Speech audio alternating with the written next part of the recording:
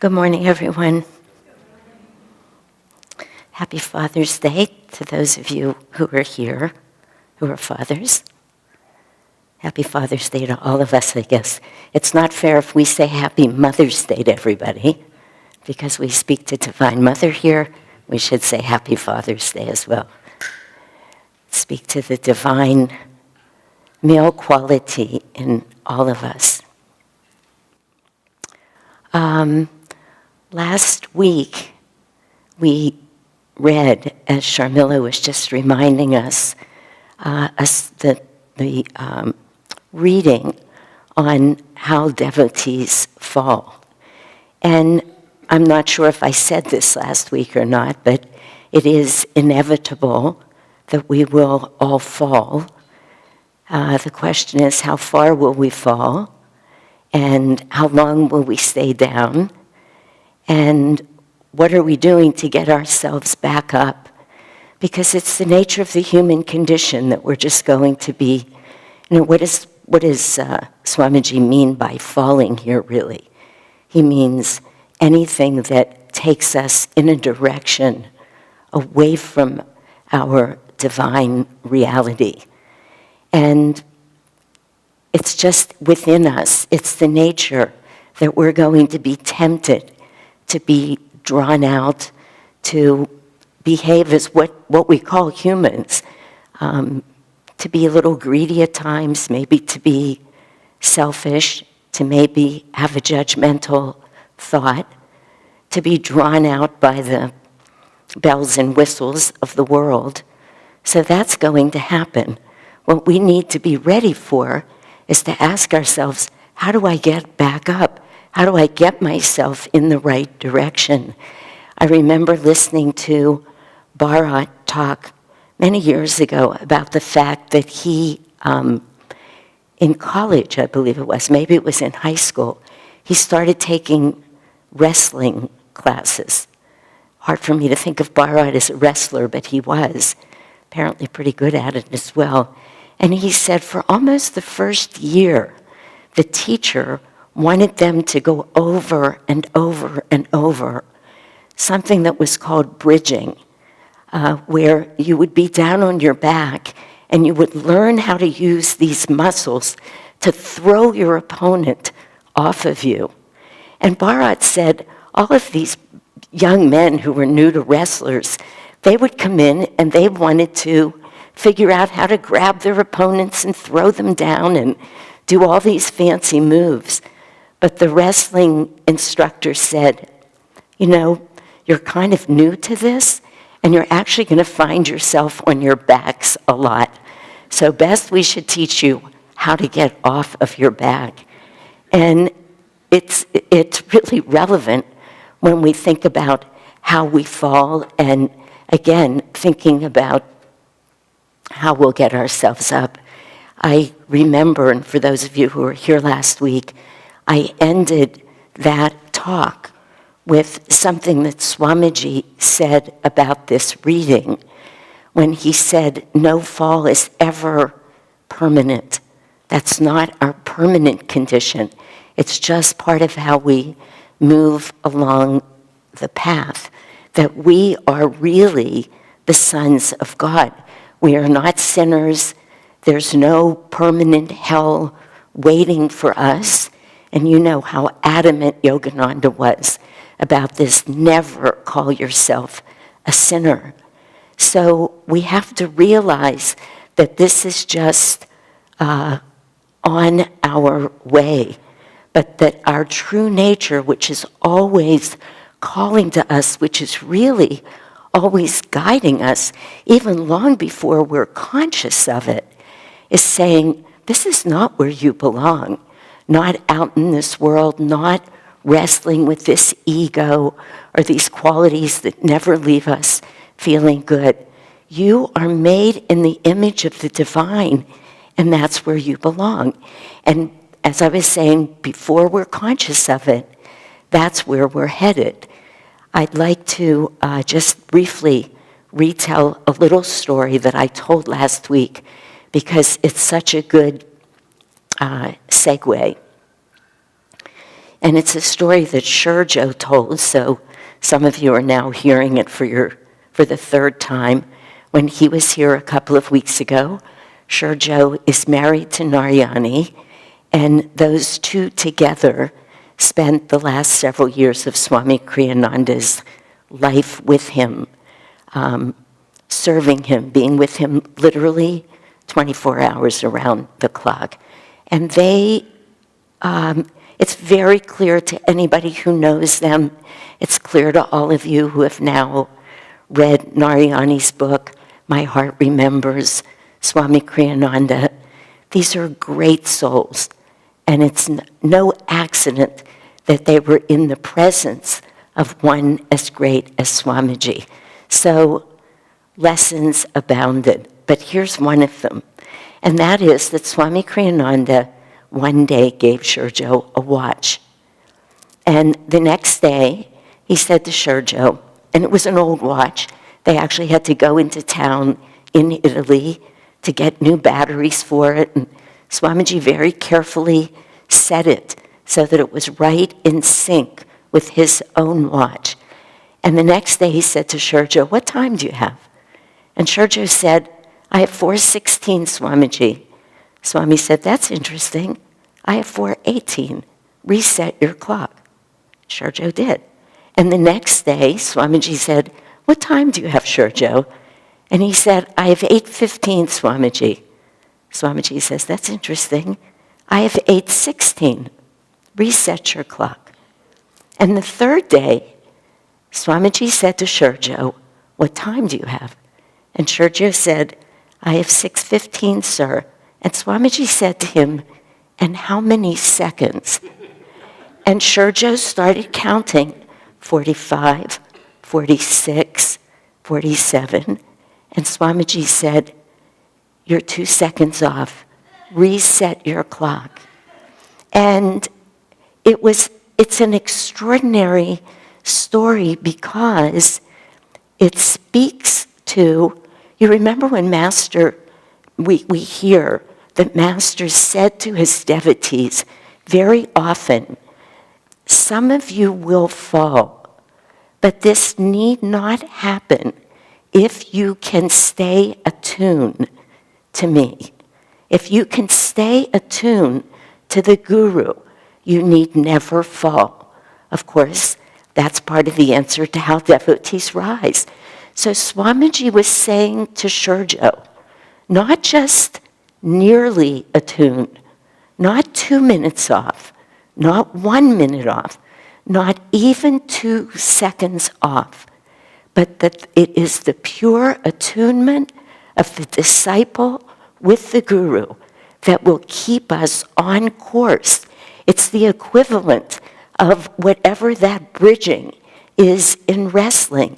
It's how we get ourselves up off of our back. And Swamiji was also saying to Shurjo, he didn't say any of this, by the way, he didn't need to. It doesn't look like much, 2 seconds, does it? It looks like, what's 2 seconds? But look at the trajectory of that.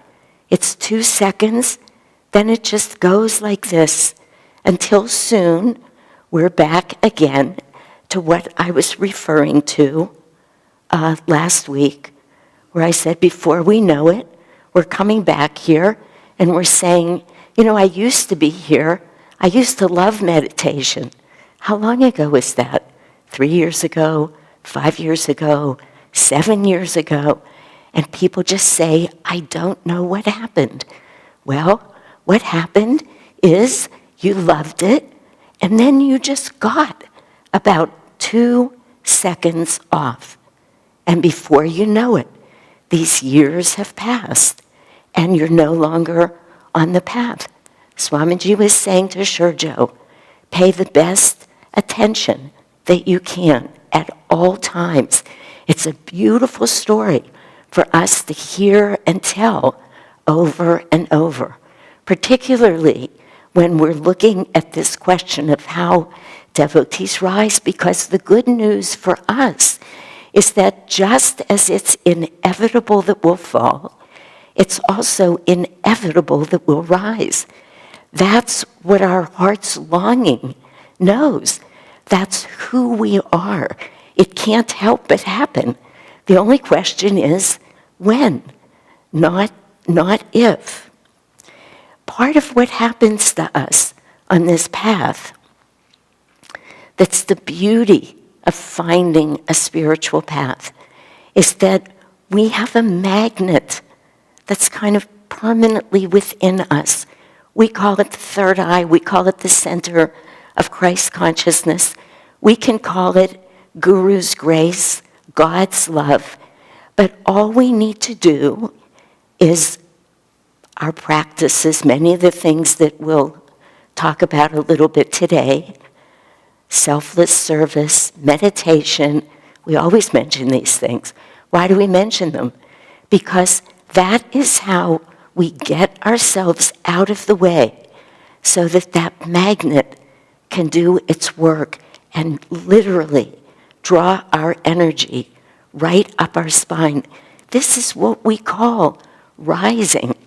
It's not all that far of a distance, but it's moving us from the other magnet that's in that astral spine, at the base of the spine, called the Kundalini, called Maya, called delusion, which is exerting at times, unfortunately, even a stronger pull on us.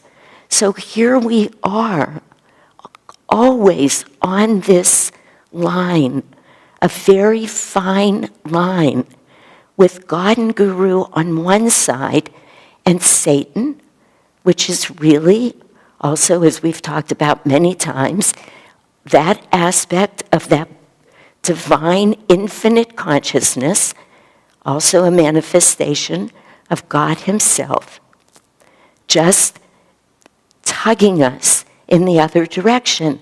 And we're sitting on this line, on this very fine ledge. Are we going to move towards God? Are we going to be drawn down by Satan? But here's the good news. Neither of them can influence us or act upon us until we invite them in. It's virtually impossible. We have to give them our permission, which means we have to pay attention to how we draw our energy up, and that Satan cannot get a hold of us. You know, it sounds dramatic when we call it Satan. So I have to keep saying, just that aspect of our consciousness that's drawn to, that's magnetized to, that wants to tug on those inclinations that would hold us down. We can all relate to knowing that part of ourselves better. There's a beautiful story, a Cherokee story that Uma told at the International Kriyaban retreat, for those of you who were there. But maybe many of us have heard it, about a Cherokee grandfather who's sitting and who's teaching his grandson. And he says to his grandson, there are two wolves that live in each of us. One of the wolves is a nasty wolf, and he represents jealousy and greed and meanness and violence. And the other wolf is a very good wolf, and he represents love and compassion and generosity. And they're always fighting within us. And the grandson's there, and he says, well, Grandpa, which wolf wins? And the Cherokee grandfather says, whichever one we feed. It's a beautiful story. It's been around for a long time, but it's got that deep truth. God on the one hand, Satan on the other. Whichever one we invite in, whichever one we allow, that's the one that's going to win with us. You know, Swami Kriyananda has told this story.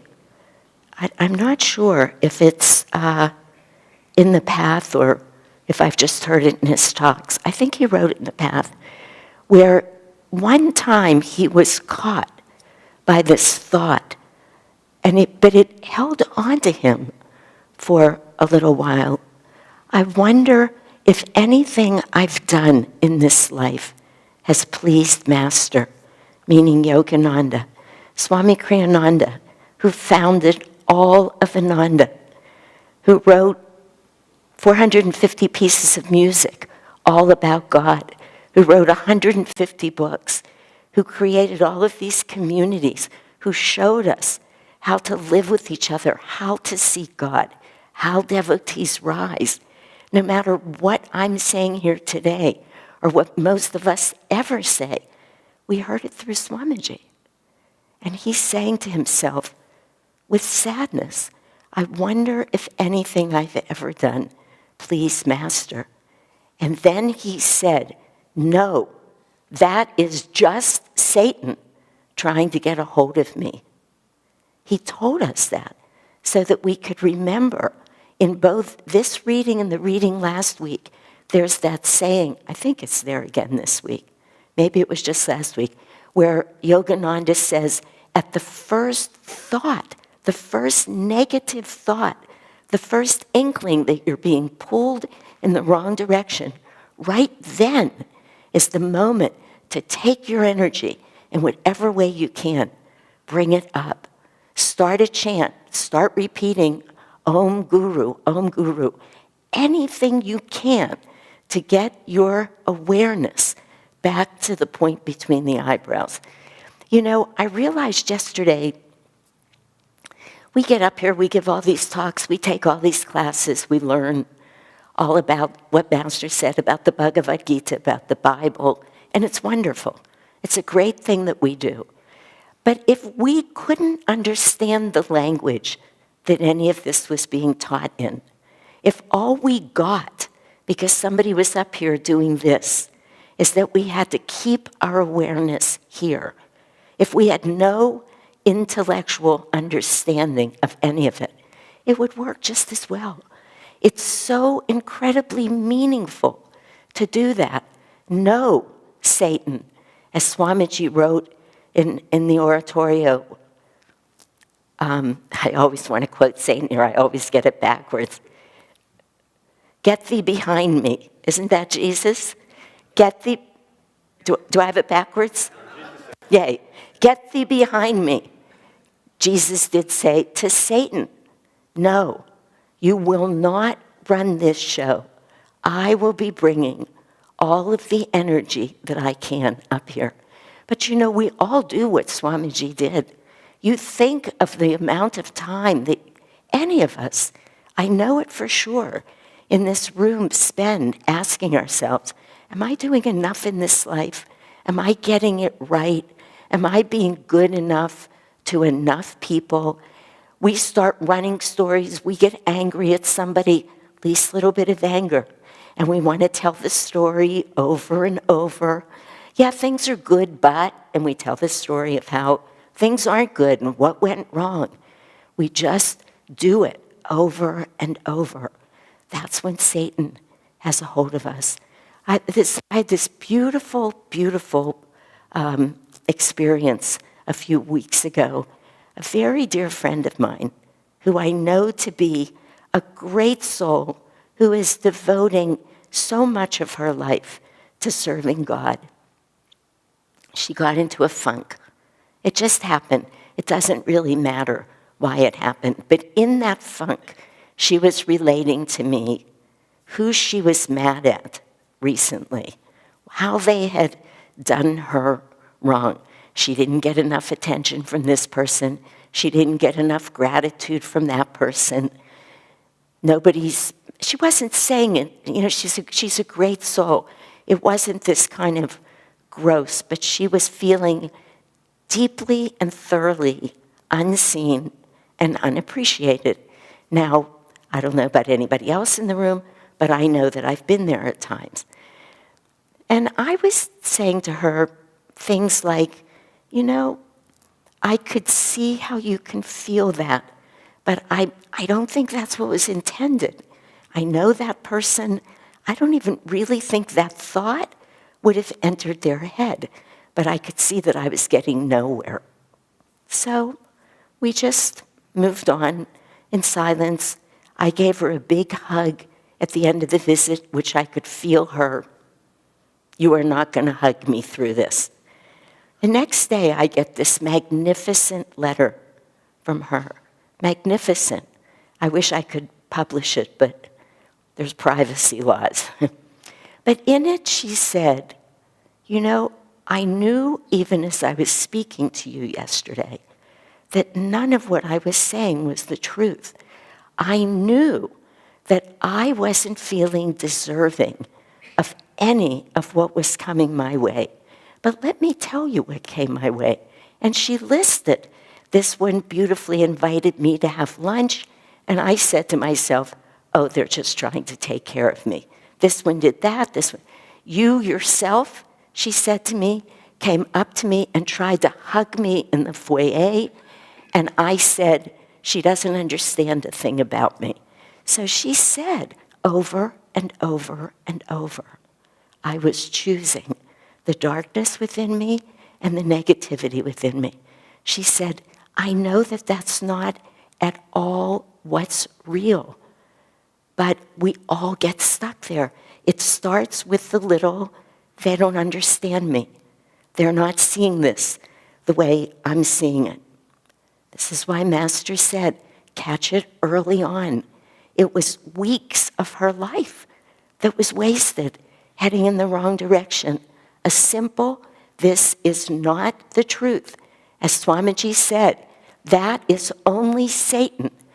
You know, at the first thought of any of that, we have to get there. And you know, that kind of negativity and denial of what's coming our way is a very good sign that probably what's coming our way is exactly what we need, and that we should get out of the way and use it to learn our lessons, whatever they are, just bringing that energy. We have to learn. We're talking about how devotees rise. We need to learn to be much less personal about all of this. Not really an easy lesson.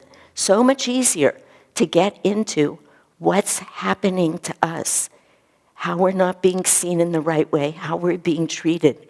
We can't do that. I watched Swami Kriyananda, as many people did. So many times something would happen. Swamiji would say very gently, "It happens," just like that. It wasn't, "It happens to me." He said, "Swami Kriyananda is just an event that I've taken responsibility for." Not, "Woes be to me, look at what happened to him in his life." How many times was he slandered, misunderstood? Did anger come his way? "It happens," he would say. Sister Gyanamata said it so beautifully, Yogananda's foremost female disciple. She said, "We have to quit paying such attention to our emotions. They don't matter. We need to be focusing on moving in the direction of what's right. It doesn't matter what we feel about it." She said that basically. I wanted to quote her, which is part of why I have these notes here. "We make too much of our feelings," she said. Isn't that just beautiful? We make too much of our feelings. I just wanted to see if I could find the rest of that, but now I've moved it. Out of sight, out of mind. Sorry, it's gone. Whatever's happening to us, we should not be paying attention to what's wrong there, but rather bring our energy in the direction of what we know to be true. I recently had an experience where a friend of mine and I got into a war of sorts, and we just couldn't understand each other. So we did what people do. We said it again and again. We'd say it a little more loudly, like as if they're going to understand, as if they couldn't hear it the first time. And then one day I said to her, you know what? Let's not speak of this anymore. Let's start meditating together. Once a week, let's get together for an hour every one morning of the week, and just meditate. We never mentioned the issue, which was big, again. But over the period of about 4 months, 5 months, we have moved into such a loving place. We cannot trust our minds. They are not going to take us in the right direction. But our souls know the answer. Our hearts know the answer. And if we follow them, if we say, what is the next way that I can attune myself to the divine, that I can move towards that communion with God, because that's really where the truth lies. That is how we rise, not by arguing with somebody until we get it all right. It doesn't go that way. Sri Yukteswar said,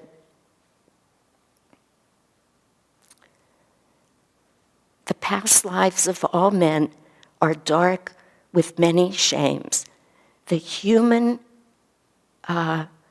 he didn't say condition, human behavior is ever unreliable until it is centered in the divine.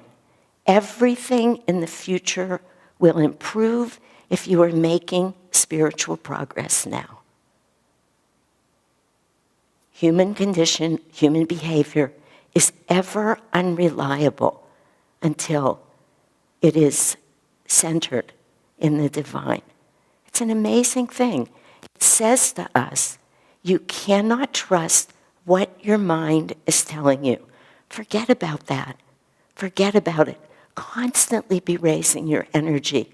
Constantly be moving to your heart, and from your heart up to the point between the eyebrows. That other beautiful saying that Master puts in the autobiography, did he say it in the autobiography? I'm sorry. Doesn't matter. Self-realization is the knowing in every part of body, mind, and soul that we are, this is why I put it, we are already in possession of the kingdom of God. Knowing in every part of body, mind, and soul that we are already in possession of the kingdom of God. We do not need to learn anything. We simply need to improve our knowing. These great saints, everything they're saying to us, they're answering this question: how do devotees rise? Not by figuring it out, not by getting more logical, not by fighting more, not by resisting love when it's coming our way, but by improving our knowing, which means raising energy, which means not putting energy in the direction of what's wrong.